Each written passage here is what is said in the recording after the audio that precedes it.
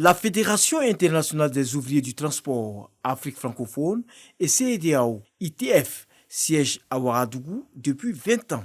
Désormais, c'est Abidjan, la capitale économique ivoirienne, qui abrite les locaux de cette organisation. Ainsi, en a décidé le comité exécutif mondial. Nous sommes un syndicat mondial et nous faisons des actions de solidarité, des campagnes pour les travailleurs du transport et nous faisons la promotion du travail, de la justice et de la qualité. Nous avons choisi Abidjan pour réaliser nos objectifs pour l'Afrique parce que l'environnement en fait nous permet d'être visibles. L'ITF a son siège central Afrique à Nairobi, au Kenya. Promesse a été faite par le ministre des Transports par la voix de son représentant de délocaliser totalement le bureau de ce siège continental à Abidjan dans un proche avenir.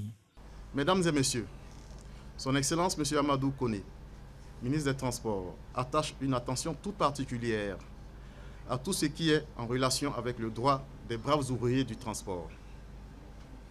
Aussi, Monsieur le ministre des Transports considère-t-il que l'arrivée de ce siège sous-régional n'est que le signe annonciateur de la délocalisation prochaine du siège régional de toute l'Afrique, actuellement à Nairobi, vers Abidjan.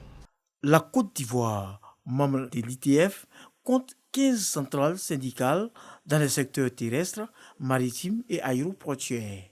Avec 125 ans d'existence et forte de 700 fédérations et syndicats, cette organisation de 20 millions de membres tient son siège mondial à Londres.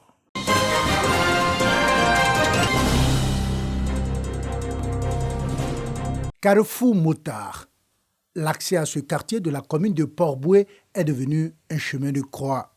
Entrée ou sortie du quartier est un parcours du combattant pour les habitants. Pour sortir du quartier, on a tous les problèmes.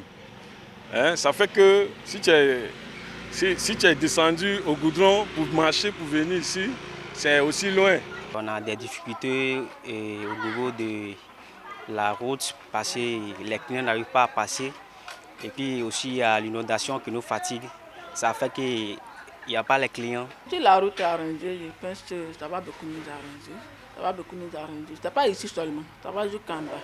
Actuellement, nous m'avons loué une maison. Mais quand on regarde l'état de l'eau, c'est difficile à prendre maison dans ce quartier.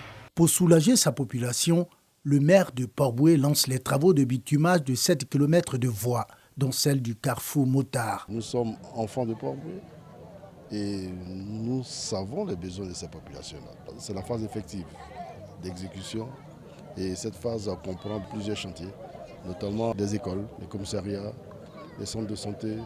Et aujourd'hui, après les séances de reprofilage, nous passons au bitumage même véritablement de ces voies-là. Le député maire Aimou Sylvestre a par ailleurs annoncé la construction d'un terrain de football moderne pour les jeunes de la commune.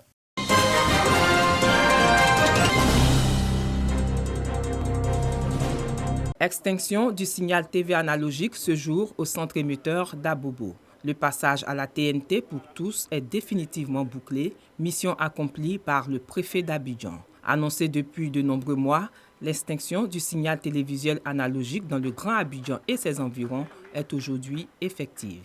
Comme il faut vivre son temps, étant dans un monde dynamique, nous avons procédé à l'extinction du signal analogique.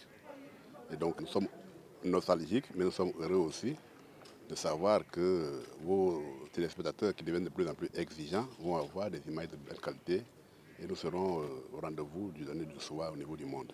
Pour le PCA de la Société ivoirienne de télédiffusion IDT, il est donc nécessaire d'être convenablement équipé d'un kit de réception pour continuer à recevoir la télévision chez soi. Nous avons commencé une campagne depuis longtemps pour que les téléspectateurs soient informés qu'aujourd'hui, 13 novembre, c'est la fin du système analogique. Toutes les précautions ont été prises. Les nouvelles télé sont arrivées, les anciennes télé ne rentrent même plus dans le pays. Les antennes, le gouvernement a fait en sorte que vraiment ça soit à un prix raisonnable.